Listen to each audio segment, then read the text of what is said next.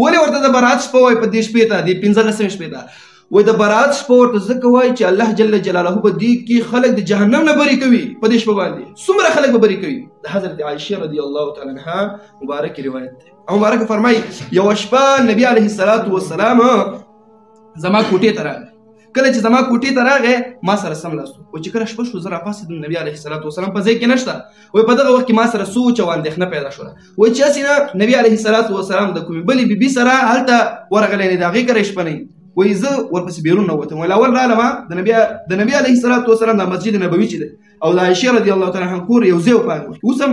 نقشې کې سړی وګوري هماغسې معلومات ورته کېږي یو ځای و دروازې سره نږدې وه ویل اول جومات ورغلم چې هلته خو به نه جومات کې مې وکتل نبي علیه الصلاة والسلام په سجده باندې پروت دی او جاړي الله تعالی ته زما ورسره خپه ولګېدله وایي ما ورته چې د الله رسول ته دلته پروت دی ما فکر کول چې ته به د کومې بلې بیبي کره تللی دلته د الله ته په سجده پروت دی او جاړي څه وجه ده وایي عایشې وایي دا هغه عظیمه شپه ده هغه مبارکه شپه ده چې په دې شپه باندې الله جل جلاله ټول انسانیت ته بخښنه کوي څومره مخلوقات چې د الله تعالی د ټول ته بخښنه کوي وایي الله تعالی دومره مخلوقات به د خپل زما د امت نه وبخي لکه د بنو کلب دا یو قبیله وه د هغوی د رمو چې څومره ویښته یې د هغې په اندازه به ټول امت ته بخښنه کوي بنو کلب یو غټه هلته یوه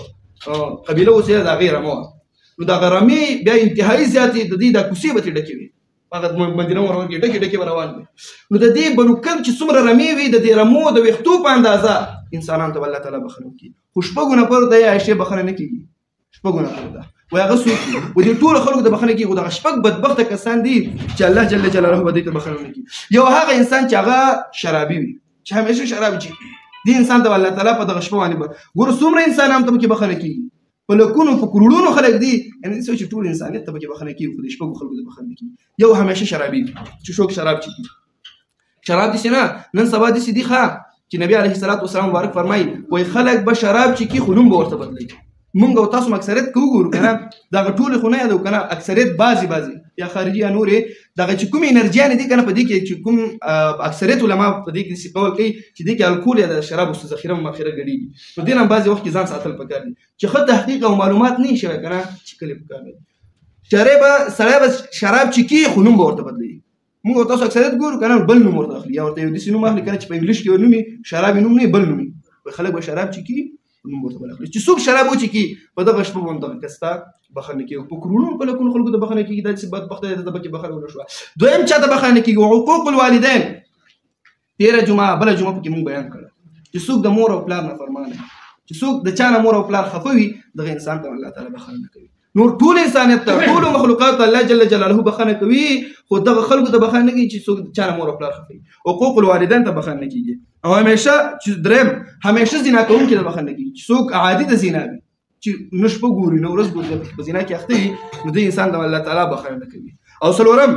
خپلوي پرې کوونکي قاطع الرحم څوک چې خپلوي پرې کوي دغه انسان دم په دغه عظیمه او لویه شپه باندې الله تعالی بخښنه نه کوي نو ټول انسانیت ته بخښنه کوي ځکه نبی علیه الصلاة والسلام مبارک فرمایي لا يدخل الجنة قاطع به جنت نه داخل قاطع څوک د خپلوي پرې کوونکي ټول انسانان ټول مخلوقات به جنت ته داخل شي یو حدیث مبارکه کې راځي نبی علیه الصلاة والسلام مبارک فرمایي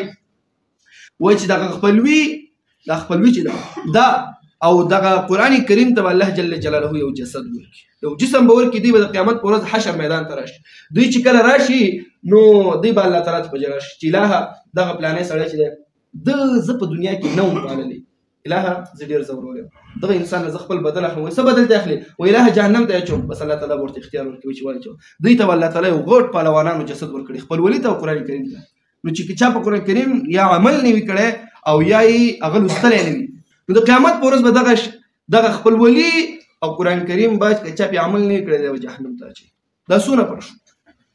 یو همیشه شرابي چې دغه شرابي ته بخښنه کوي یو حقوق الوالدین ته یو همیشه زنا کوونکي ته او بل خپلوي پرې کوونکي ته پنځم ډول وهونکي ته چې څوک ډول وهي رباب او باجې سندرې دا چې که نه یعنې په لنډه به وایي چې ډمانو ته هر هغه څوک چې ډمي هغه ته الله جل جلاله په دغه شپه باندې بخښنه نه کوي او شپږم چغلي کوونکي ته که څوک چغلي کوي دوه انسانان سره په جنګ اچي د خبره هغه ته ویسي د خبره ده ته راوړي په اسانۍ سره به وي شیطاني ته چې څوک د چا شیطانۍ کوي د خبره هغه ته د په جنګ سره دوه مسلمانان سره په خپل منځونو کې خفه کوي نو دغه انسان ته الله جل جلاله په دغه عظیمه او لویه ورځ باندې بخښنه نه کېږي او فی روایتین وم قسم یادېږي چې هغه مصور د تصویر جوړونکی که څوک تصویرونه جوړوي که په کاغذونو یې که نقاشي کوي دغه انسان ته الله تعالی بخښنه کوي نور ټول انسانانو ته بخښنه کیږي نو الله جل جلاله په دې خبرو باندې اول موږ ته بیا تاسو ټول ته د عمل کولو توفیق راکړي